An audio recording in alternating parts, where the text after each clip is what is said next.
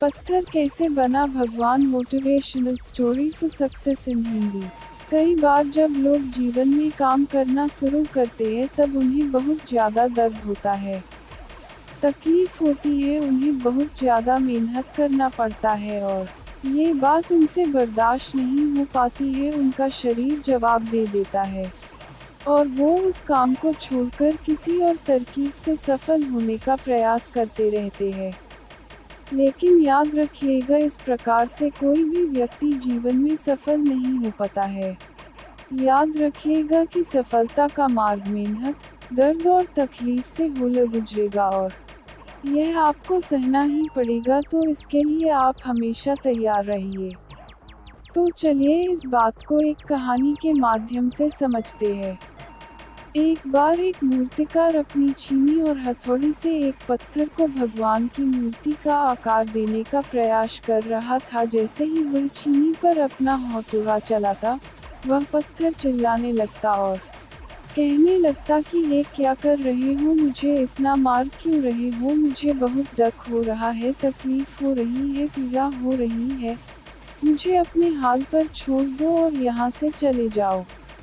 मूर्तिकार ने उस पत्थर से कहा, मुझे बहुत अच्छे से पता है कि तुम्हें बहुत ज़्यादा दर्द हो रहा है, तकलीफ हो रही है और तुम बहुत ही ज़्यादा पीड़ा में हो, लेकिन यदि आज तुमने इस दर्द को नहीं सहा, इस तकलीफ को नहीं सहा, तो जीवन भर तुम यही इसी प्रकार से पड़े रहोगे।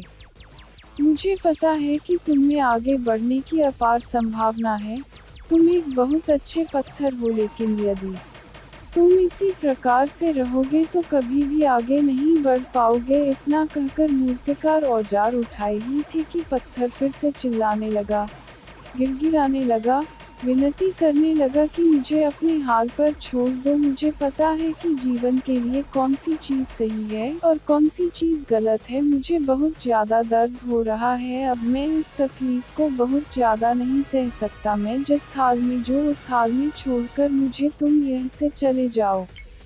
उस मूर्तिकार फिर से उस पत्थर को समझाने की कोशिश की, ज़्यादा अधीर मत बनो और अपने सब्र को बनाए रखो थोड़ी देर और इस दर्द को सहो, यदि इस दर्द को सह लिया तो मैं भगवान की मूर्ति के रूप में तुम्हारी स्थापना करवाऊंगा और फिर दूर दूर से लोग तुम्हारी लोग पूजा करने आएंगे और पंडित और लोग तुम्हारी सेवा करेंगे।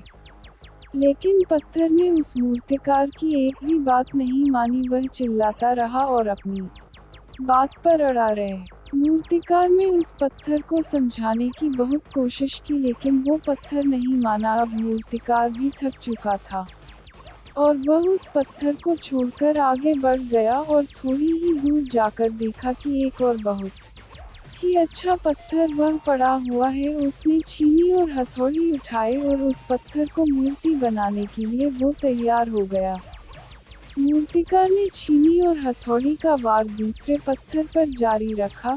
दूसरे पत्थर को भी दर्द हुआ, तकलीफ उससे भी हुई, लेकिन उस पत्थर ने बर्दाश्त कर लिया और देखते ही देखते थोड़ी समय के बाद उस पत्थर ने भगवान की मूर्ति का रूप धारण कर लिया। थोड़ी दिन बाद उस मूर्ति की एक मंदिर में स्थापना हो गई। धीरे धीरे करके लोग वह पूजा पाठ करने आने लगे, लोगों की मन्नतें वहां से पूरी होने लगी और वह मंदिर बहुत ही ज़्यादा प्रसिद्ध हो गया। अब धीरे धीरे करके दूर दूर के गांव से लोग वहां पूजा पाठ करने आने लगे। फिर एक दिन और उससे पत्थर को उसी मंदिर में लाया गया और उसे एक कोने में रख दिया गया। अब लोग आते और उस पर नारियल फोड़ते। ये कोई और पत्थर नहीं बल्कि भी पत्थर था जिसने दर्द को नहीं सहा था। अब वो पत्थर मन ही मन बहुत ज़्यादा पछता रहा था, दुखी हो रहा था और अपने आप से कह रहा था कि काश मैंने उस दिन उस दर्द को, उस तकलीफ को सह लिया होता तो आज लोग मेरी भी पूजा करते।